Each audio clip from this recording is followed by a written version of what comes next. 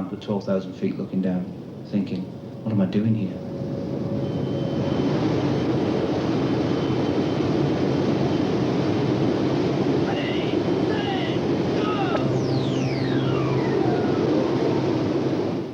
Okay, watching the lights, red on, goggles down, green on, go.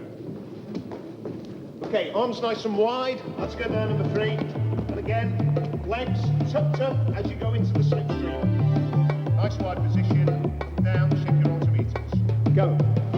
1 on there, settle down. Okay, watch the arm position, make sure you get nice 45 degrees, take all the air blast on the chest. Okay, once recovered then, good position, check altimeters, check body position. Settle down now into your front position. Left hand turn, look in the direction, dip your shoulder. Don't allow your legs to go too long. Bring your legs up. From there, back now, check turn, look at your instructor, check your altimeter. Biggest sensation is noise. Very noisy, the wind rushing round. I was that amazed. My eyes went out on stalks, just looking around. It was such a wonderful sight. It was great. Check your altimeters. You're approaching full height. Carry on. Look, reach, pull, 1,000, 2,000, 3,000, check canopy. Everybody remembers their first freefall jump. It's different. It's the unknown. Nothing. Roll your shoulders. Back your backpack. Still nothing. Total malfunction. Carry on. Locate, kneel, 1, pause, 2. Okay, you've seen the demonstration. Start now to fit up. The 3 days of ground training were excellent preparation. As soon as you leave the aircraft, you know what body position you're looking for, and it teaches you how to move across the sky. What's your height finder setting? 898. Okay, that's good. Good afternoon, Imperial Valley. I'm Yerlene Johnson, and you know who you are. It's 12:45 in the afternoon, and currently outside we have gorgeous weather. It's now 78 degrees, and we could get all the way up to 92. Can you believe that? And it's only springtime in California. It's nice under a teaching environment to go out where the weather's good. It's still hard work. We were in California for about 3 weeks and got in over 40 descents. By no means a holiday. It's very tiring at the end of the day. A couple of pints and a meal and you get your head down. If the ramp goes you west, we've still got to go out, so we've got to be able to go through the door and do the exits correctly. Red on, goggles down, green on, go. Punch out into the slipstream, get back at the aircraft engines, nice and square.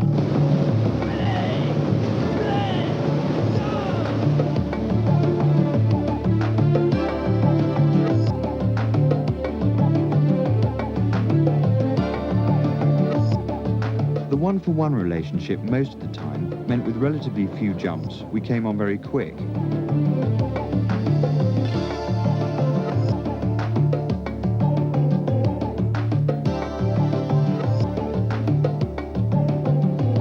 The system they have here is brilliant because it's a one-on-one course. So whenever you go out, there's an instructor that's, that far away from you.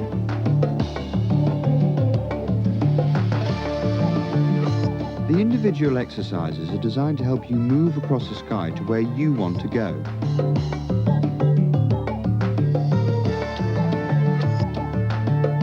Your altimeter is your best friend. Your height is critical, but don't forget you're moving at over 120 miles an hour, falling at about 1,000 feet every 5 seconds, so you can't take your eyes off the road for too long.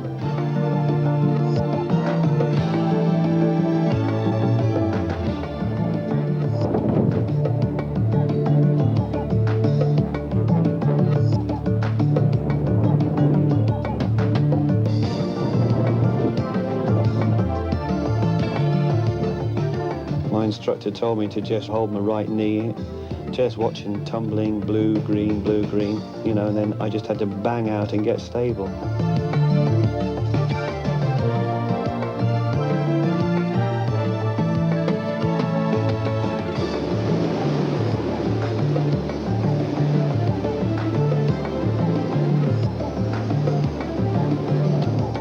In the initial stages, of course, you group with your instructor, but then when you get with your mates on the course, it is difficult because they're learning, you're learning. Sometimes we should have had L plates on. Well, you're training guys to move themselves across the sky looking for that ideal formation, so everybody's in close contact.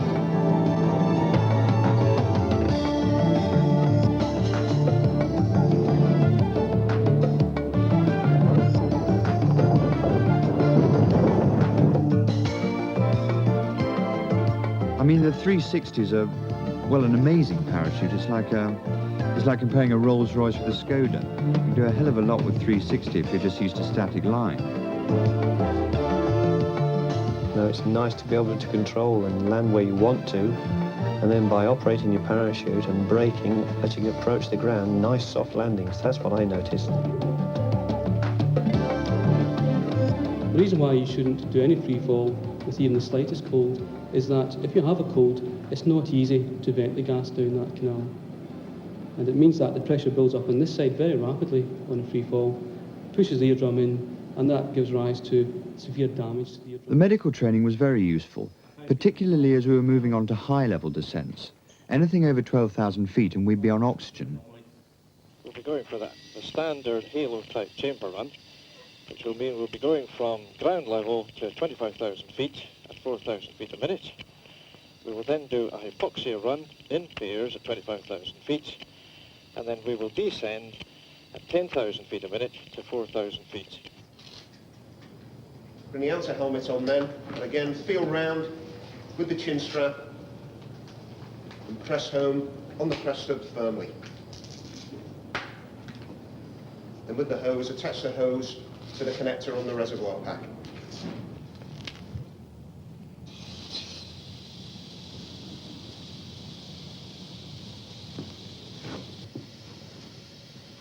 Okay then, P-15, all on oxygen. There's not only the aircraft oxygen system to learn about, but also your personal walk-around supply. P-6, next pass onto walk round.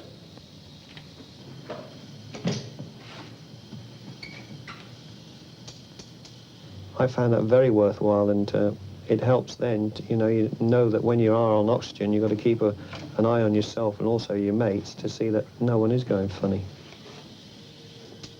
48, taking Alpha, clear live drop in 2 minutes. Roger, clear live drop.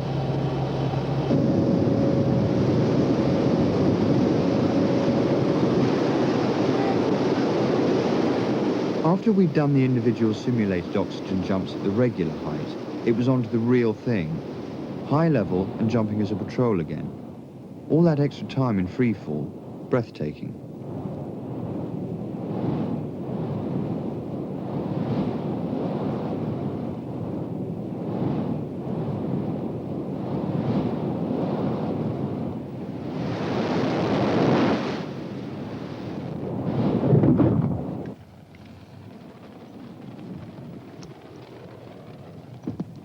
Once you've fitted a weapon, points to note are that the butt is level with the top of the parachute, the chest strap has been passed through the weapon sling,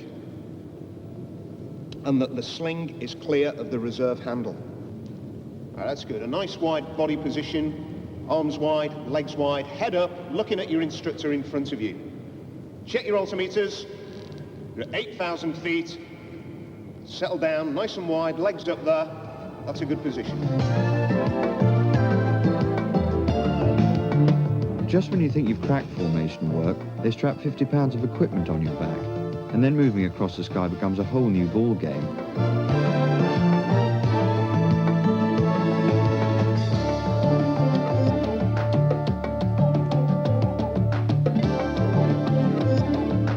I find it a little bit more difficult to get a good stable position with the oxygen mask and the bottle on, along with the equipment and the weapon.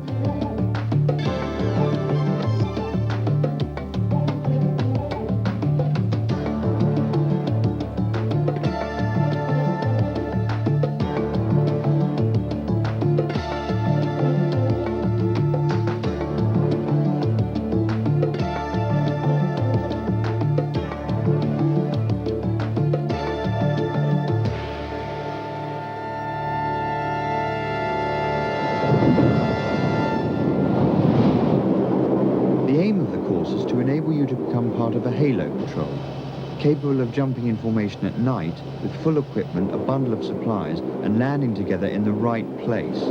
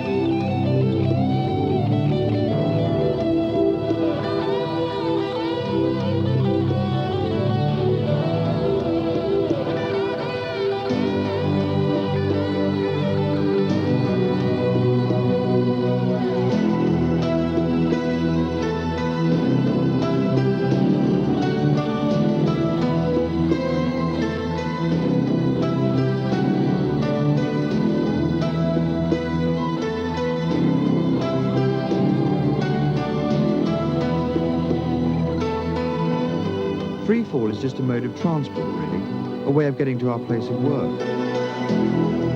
The course is hard work, but it's also great fun.